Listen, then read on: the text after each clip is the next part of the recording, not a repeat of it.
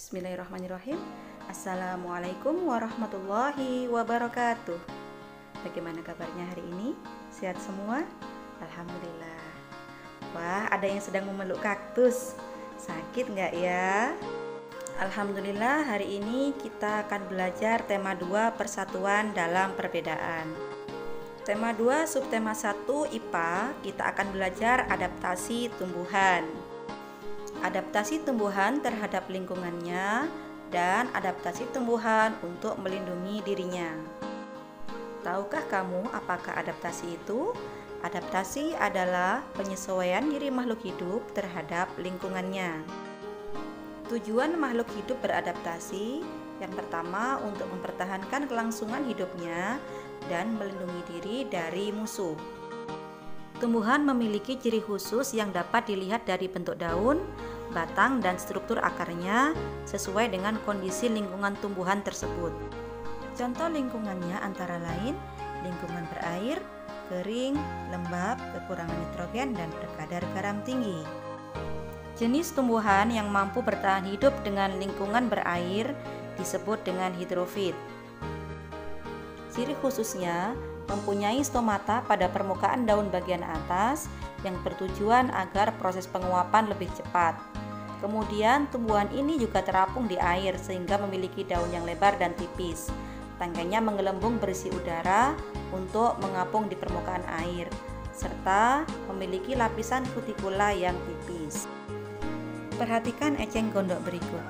Eceng gondok memiliki batang yang menggembung berisi rongga udara untuk mempermudah mengapung di permukaan air. Akar yang lebat dan berserabut berfungsi untuk menjaga keseimbangan agar tidak mudah terkena hempasan arus air. Contoh lain dari hidrofit adalah kangkung. Perhatikan rongga batang pada kangkung. Teratai memiliki daun yang lebar dan tipis. Bentuk daun seperti ini berfungsi untuk mempercepat penguapan air. Batang teratai berongga berfungsi untuk membawa oksigen menuju batang dan akar. Kiambang juga salah satu hidrofit loh. Apakah kamu pernah melihat kiambang? Xerophyt adalah jenis tumbuhan yang dapat hidup pada tempat yang kering, lingkungan dengan cuaca panas, dan memiliki kadar air yang sedikit. Ciri-ciri xerophyt memiliki permukaan yang dilapisi lilin yang berfungsi untuk mencegah penguapan air. Batangnya memiliki jaringan spons yang berfungsi menyimpan cadangan air. Daunnya berbentuk duri agar mengurangi penguapan air. Akarnya sangat panjang untuk mencari sumber air yang sangat dalam. Selain kaktus, tumbuhan xerophyt yang lain ada kurma, lidah mertua atau sansevieria, buah naga, dan lidah buaya. Higrofit adalah jenis tumbuhan yang mampu bertahan hidup pada daerah yang lembab. Banyak kita jumpai pada hutan hujan tropis yang lembab. Ciri-ciri higrofit, daunnya tipis dan lebar untuk mempercepat penguapan. Tubuhnya terdiri atas bagian-bagian akar, batang, dan daun. Pada umumnya batang tidak tampak karena terdapat di dalam tanah. Stomatanya banyak pada permukaan daun untuk proses penguapan air, seperti pada tumbuhan paku dan lumut. Tumbuhan kantong semar hidup di daerah rawa yang kekurangan nitrogen. Daun kantong semar berbentuk kantong yang menghasilkan nektar untuk memikat serangga. Saat hinggap dan jatuh dalam kantong, serangga tersebut dicerna oleh kantong semar untuk memenuhi kebutuhan nitrogennya. Tumbuhan yang mampu bertahan hidup pada lingkungan berkadar garam tinggi disebut halofit.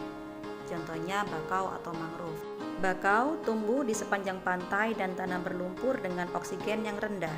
Bakau api-api terdapat akar napas yang berfungsi mengambil oksigen.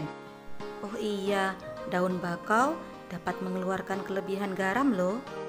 Selanjutnya kita akan belajar adaptasi tumbuhan terhadap perubahan musim atau cuaca.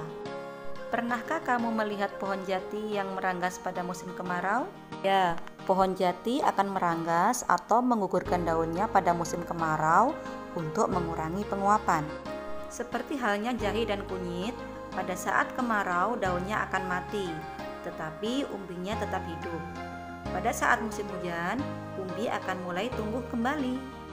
Jagung juga akan menggulung daunnya pada saat kemarau untuk mengurangi penguapan. Pohon pisang juga akan merobek daunnya untuk mengurangi hempasan tiupan angin. Selanjutnya, kita akan belajar bagaimana tumbuhan beradaptasi untuk melindungi dirinya. Yang pertama, tumbuhan melindungi dirinya dengan duri, seperti nanas, mawar, salak, durian, jeruk, dan putri malu. Kemudian ada juga tumbuhan yang melindungi dirinya dengan getah, seperti nangka, sukun, sawo, mangga, dan kamboja. Bambu melindungi dirinya dengan bulu racun. Bulu racunnya akan menancap dan menimbulkan rasa gatal. Ada juga tumbuhan yang melindungi dirinya dengan mengeluarkan bau yang tidak sedap, seperti bunga rafflesia dan bunga bangkai. Selanjutnya adalah tumbuhan yang melindungi dirinya dengan racun, seperti daun berbentuk hanti ini. Cantik ya, namanya gimpi-gimpi, tetapi racunnya sangat berbahaya. Di sampingnya adalah kecubung. Kecubung juga sangat beracun. Masya Allah, indah sekali ya Allah menciptakan tumbuhan-tumbuhan ini. Banyak keistimewaannya. Terima kasih Solih-Solihah sudah menyimak penjelasan Ustazah. Tetap banyak membaca dan belajar. Sudah akhiri. Assalamualaikum warahmatullahi wabarakatuh.